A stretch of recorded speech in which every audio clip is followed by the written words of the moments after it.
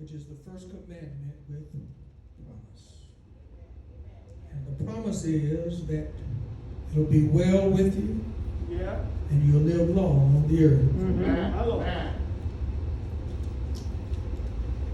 Now I know that when we speak to children, that their attention spans is not as long as ours as adults. And that came with time.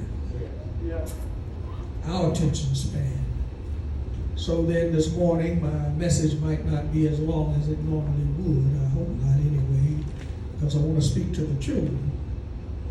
But I can remember, and here I am going off on a tangent again.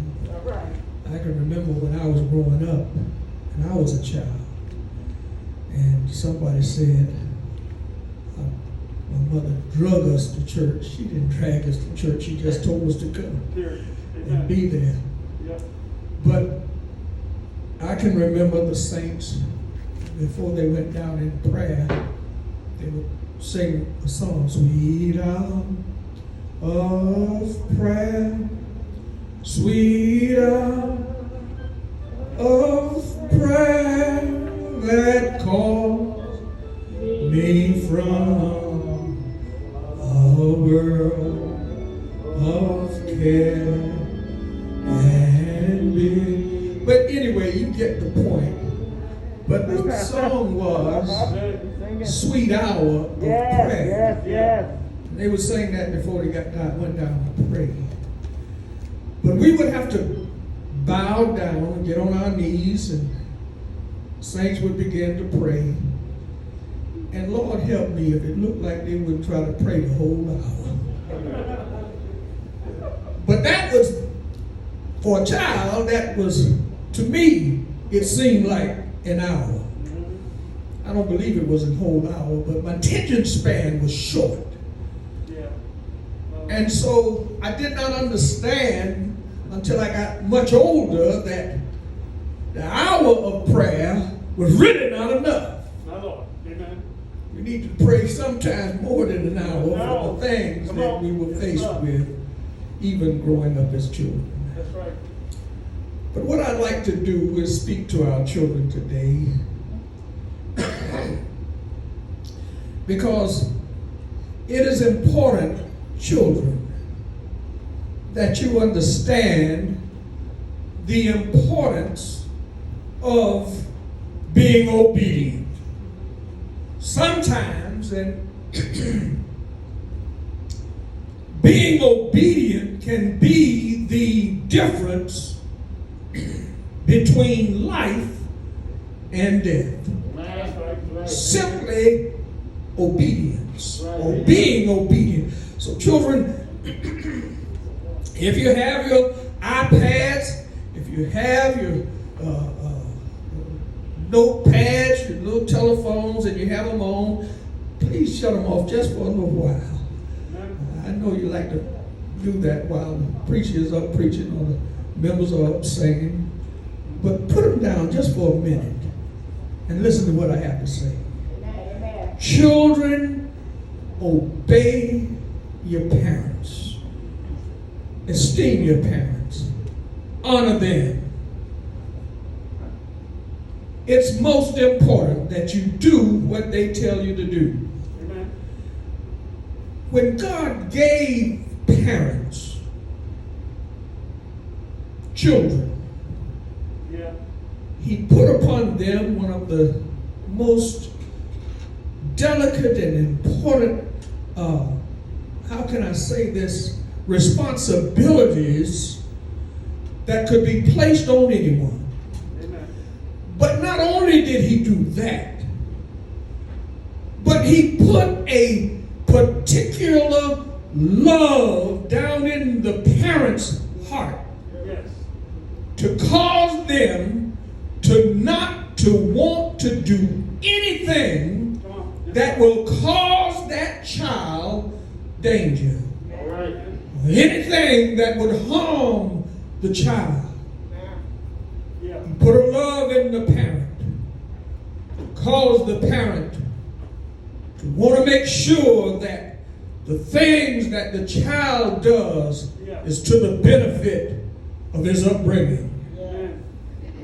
That's why even when God allowed the children of Israel to get close enough to the point where they were about to receive one of the greatest blessings that God had promised them, to enter into a promised land, God told the parents, first of all, you love me. Yeah. First of all, you obey me. That's right. That's right. Love me with all your heart. Love me with all your soul. That's right. Love me with everything that's in you, all your strength. Yeah. And once you get it in your mind to obey and do what I tell you to do, Yeah. God told Moses, you tell them, Tell them. What's up? teach it to your children. That's right. And don't just teach it to them, but you teach it to them diligently. Yeah. Oh, yes. In other words, you have to be steady about your teaching. Yeah. You have to be earnest about your There I go again, talking to the parents now. But Moses told them you have to do it diligently. Yeah. That's right. Do it because you love them. Yeah. Do it because you don't want to see them. Oh, help me today. Yes, sir. You be energetic in your effort to teach them diligently.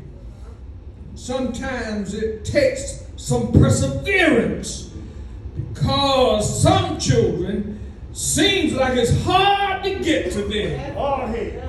It just looks like it's difficult to reach them, but you have to do all you can to. Sometimes it's painstaking, but you have to persevere. Yeah. You teach it to your children. That's right. In the morning, in noonday, teach them when you wake up. Teach it to them when you're going down. And so there he is again talking to the parents. But I want to let you know something. Children, here I am now. I'm back to you. Obey your parents. Why? Because the parent has a love for you that's, I don't even have a word for the love that a parent has for the child. So you obey your parents. If you want to live along, and sometimes we have to do like Jesus did. And so what are you saying? I'm saying that Jesus would speak in a way so that people could understand him. So that people would get the message that he was trying to get across to them. So when you hear Jesus talking about sowing seeds, he possibly was talking to some farmers in the crowd that knew about sowing seeds. In other words, he was talking in a language so that they could understand. All right. And so sometimes we have to get on the child's level. I know sometimes we'll get to the point where we want to, talking to the parents again, but listen, we have to get to the point that we are able to talk to a child that the child can understand what we're talking about. That's what Jesus did. So that's what we need to do. And sometimes we have to use all sorts of messages or methods to get to them. Again, that wasn't unlike what the Bible talks about. I've noticed, and in our congregation today, we have a dog handler, one that trains dogs and animals. And I believe he'll tell you that sometimes what he uses to get the animal to obey him, he'll use some type of incentive. Whether it's a doggy treat, a pat on the head, he'll if the animal obeys him, then he gives him a treat. All right, man. That's not unlike what we do as parents. That's right. We tell our children, and don't talk about birthdays or Christmas, if you do good, You do good. Come on. Yes, sir. then I'm going to get you this or I'm going to get you that. That's right. What do you want for Christmas? Well, all we're doing is we're offering them an incentive to do what's right. That's right. Amen. If you do what's right, then I'm going to give you something good. Amen. I had a young man to talk about that just this morning. All right. If I do what's right, he said, then I'm going to get something right. So then, it's not anything wrong with us using incentives to get our children to do the right thing because we want them to do what's right. That's right. That's right. Sometimes we have to offer them some incentive to do what's right. That's right. Yes, God is the same. That's right. Yes, sir.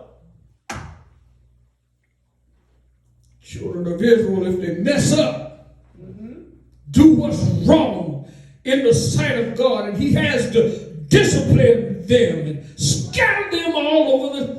Lord help me today. Right. We have to discipline them when they do wrong. So God had to discipline the children. But what did He do? Well, He did just what I'm talking about this morning. He offered them an incentive. Yeah. What are you saying? Well, what He did was He said, if my people Yes, sir. would humble themselves and pray. If you do it, Lord help me today. Yes, sir. If you do what's right, then I'm going to heal the land. Yes, sir. Then I'm going to hear from heaven. In other words, I'm going to bless you. That's the incentive. I'm going to give you a blessing if Yeah. Yes, sir. you do the right thing. Yeah. Yes, sir. Sometimes that means that you have to say, I'm sorry. Come on. Yes, sir. Amen. Well, what are you saying? All I'm saying is, children, obey your parents. Amen. Where's the incentive, Pastor? Well, you might not think about it now because I remember I didn't think about it then. I didn't think I was going to be as old as I am now. I couldn't think that far ahead. But if you want to live a long time, if you want to live a long time, children, obey your parents. Do what your parents tell you to do. Children are those that are young and those that are not of age and those that are under the care of their parents, but they are the ones that they are not yet competent enough to reason on their own what is right or what is wrong. That's why we need to teach them. Yeah. And I'm just not talking about just teach your own, but Come on. Yes, sir. heard it this morning. It takes a village. Yeah. Yes, it takes a village to raise a child. Yes, sir. But children, you got to be obedient. Amen. Do what your parents tell you to do. Preach They are not yet qualified to direct themselves. They don't know.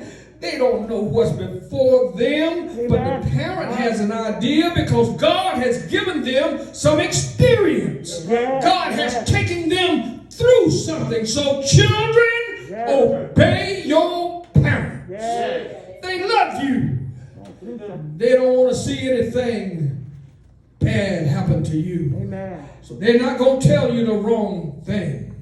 So then the child must be subject to the will of somebody other than themselves because they just don't know. They haven't experienced enough yet. But God knows that God has given the parent some experience. Given him some qualifications to direct and to guide the child. God has implanted that special love in the heart of the parent. And that love causes the parent to not do anything that will intentionally injure or harm or abuse that child. The parent loved the child too much. God is just good to us. So as these children get ready, those few that are here in our audience, and as the children that may be listening today, get ready to shut me off and turn on their iPads and flip their phone to something else. I want our children to remember this. Obey your parents. Do what your parents say. Obey your parents in the Lord. Honor your father and your mother. Respect them. Respect what they tell you to do. Be obedient, because if you do, it'll be well with you. And you'll live long on the earth. If you obey and do what your parents tell you to do. Be obedient. Honor them. Respect them. Because God has a plan for you. You might not understand it yet, but children, if you obey, God will bless you. God will reward you. It'll be just like that gift that you're looking for on your birthday. It'll be just like that gift that you're looking for on Christmas Day. We're getting ready now to celebrate and respect. Think of